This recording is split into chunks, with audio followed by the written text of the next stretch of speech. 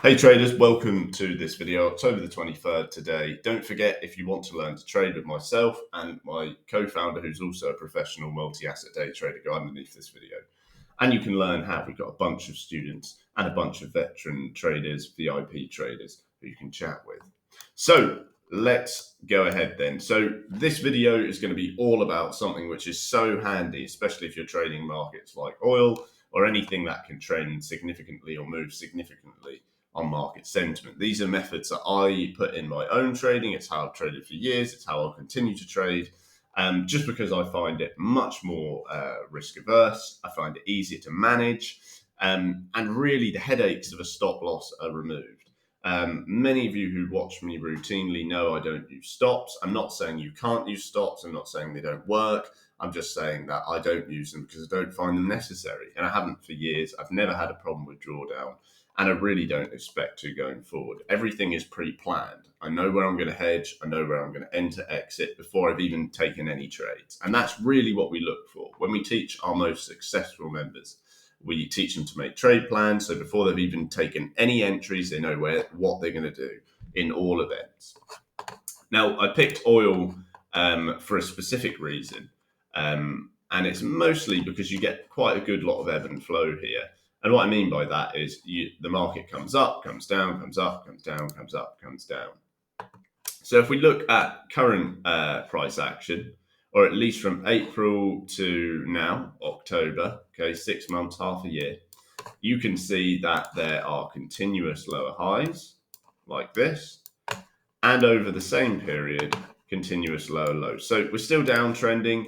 That for me is really what constitutes something solid. I want to see at least two lower highs and at least two lower lows. So we've got that at this point, and we know we're trending down.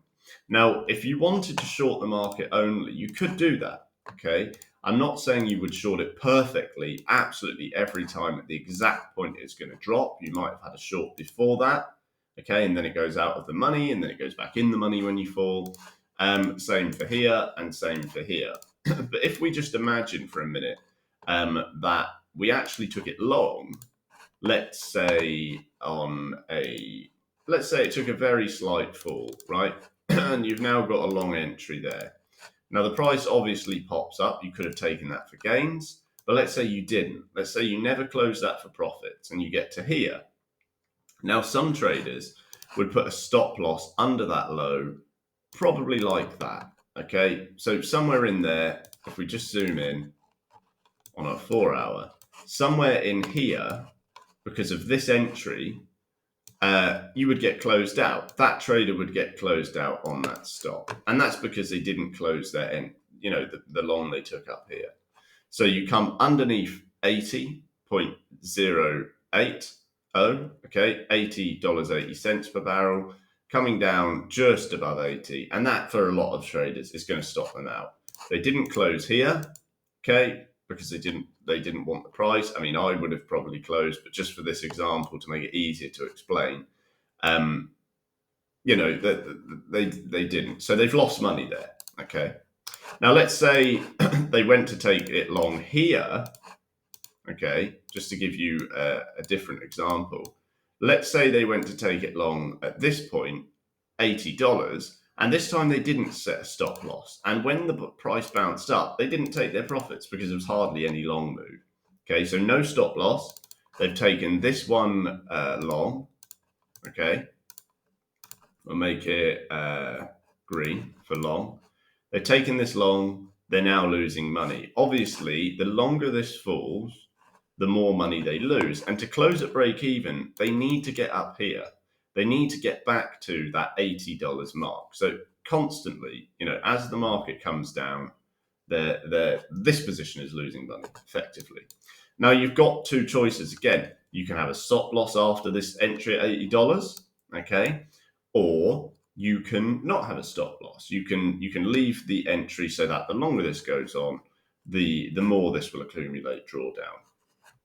Now it was still a valid long zone because that was a long. You've bounced off this area many times, so using price action and that approach, you may say that was a long. So there's nothing wrong with the entry. It's not like it wasn't a good trade. A lot of people get caught up in this. Just because your trade didn't go right, it doesn't mean you bought at the wrong area. It doesn't mean that at all. It just means in that instance, it didn't work out. And that's why I use hedging instead of stop losses, because you don't know when it's going to work out and when it's going to not. Markets or trading in general is just playing the odds routinely over and over again. So anyway, what then happens is you fall down here, and I'm going to change this to red after, but what you can see is this. You can notice that the trajectory I'm drawing, what do you notice? How many bumps are there? Various bumps, okay? So you can see, and we'll just change this to red, right, and point it down there. You can see that from this entry here at $80, okay, we don't come back to $80 from the 5th of August to the 12th. So it takes another week after this point. So you fall from 19th July to early August the 5th, and then you rise back to this point where you can close this out for break even a week after that. So within all of this, you've fallen significantly. Now, how can we lessen the drawdown on this position without using a stop loss? Okay. Well, what you could have done is you could have hedged short there. You could have hedged short there. Okay. You could have hedged short there. You could have hedged short there. All right. You could have hedged short here. And you could have hedged short there. You could have taken a tiny pinch here and a tiny pinch there. So you could have hedged 1, 2, 3, 4, 5, 6, 7, 8 times short. You could have taken this. And what you're doing there is you're trading against this long, but you haven't closed the long. Okay. This long isn't shut. So you haven't actually lost any money on leaving it open. Now, you could say, well, yeah, that's if you called every single hedge right. But if you take out even a couple of these where you may not have hedged, all right, there's still enough money here to be made to completely mitigate this loss. And as price rises again, once you get back here, you're left with all these hedge gains, okay? And you can just close this out for no loss. In fact, you would have probably gained a lot of swap on that because it was a long. So what's happening here is the process of taking profits on every hedge is allowing you to sustain the losing position. Okay, with a stop loss, you're out straight away. When you hedge, you're not. Okay, now the position you took initially within, plans, for example, in mine and my members and everyone who I've taught, the long you took would have been small enough so that you could hedge. If you take too much of a large entry, you won't be able to do this. And that's why sizing is so important. Now, similarly, if you took a long and used a stop loss and the size was too large, you still won't make any money. So that's why sizing is so important, because you've got to understand, like I said, you're playing probabilities here. You're looking for the long-term gains and to beat the market and get an edge. And you cannot do that. It's not possible if your sizes just will not allow you to do it. Okay.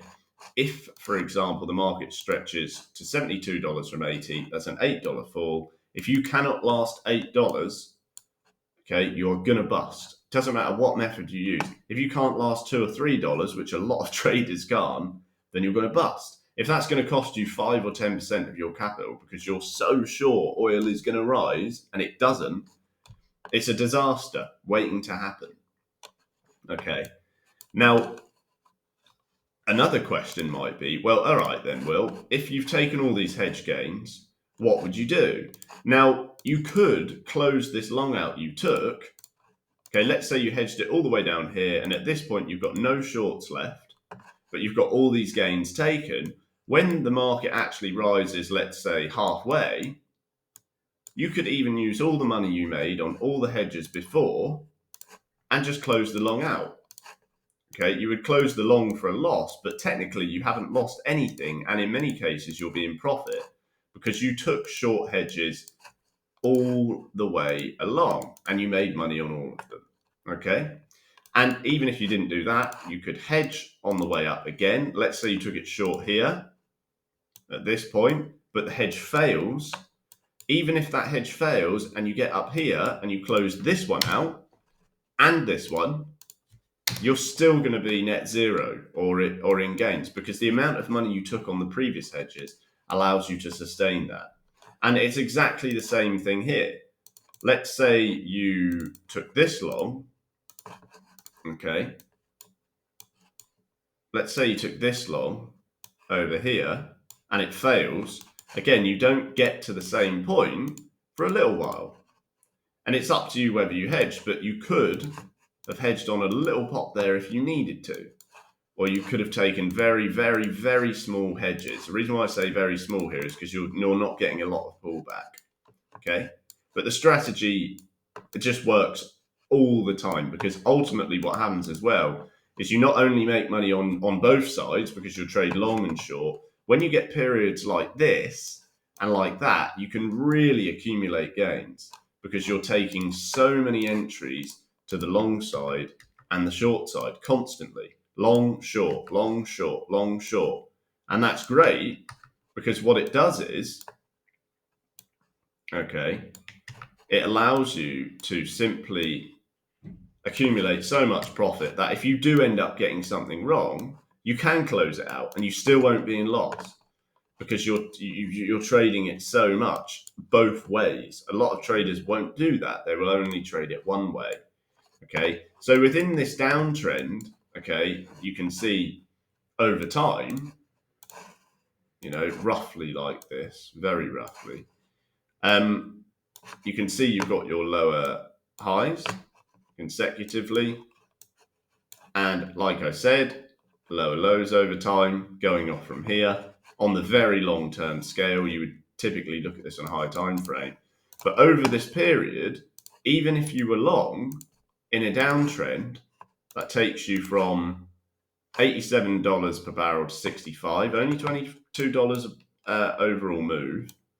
Okay, you could still survive buying along the way because you would just hedge along the way as well. So you're trading both sides of the market. And typically, like I said, when you get sideways movement, you can really accumulate gains because you're trading both sides and you're comfortable doing so because you know it's survivable.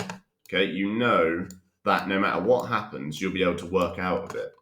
And that is the difference between using stop losses and hedging. Because if you use stop losses, a lot of your longs all along the way are going to be closed out for a loss continuously because you'll put the stop loss at the wrong point and your sizes will probably be too large so that you cannot sustain that. All right. But, you know, like I teach most people and like I trade myself, I can sustain this. Doesn't matter what happens. Because it's pre-planned. Everything is pre-planned before it goes in. And it really allows you to get an edge even when markets do this and come down. And it doesn't really matter the severity of the spike either. Even if you get a really big push, okay, you would just space out massively, plan hedges well in advance and reduce early, okay? So that is the alternative. That's another option. I hope that helps. Don't forget, if you want to learn how to do that on all markets, as I have for years, as my co-founder and our best students have, go underneath right now. Take the opportunity. See you soon.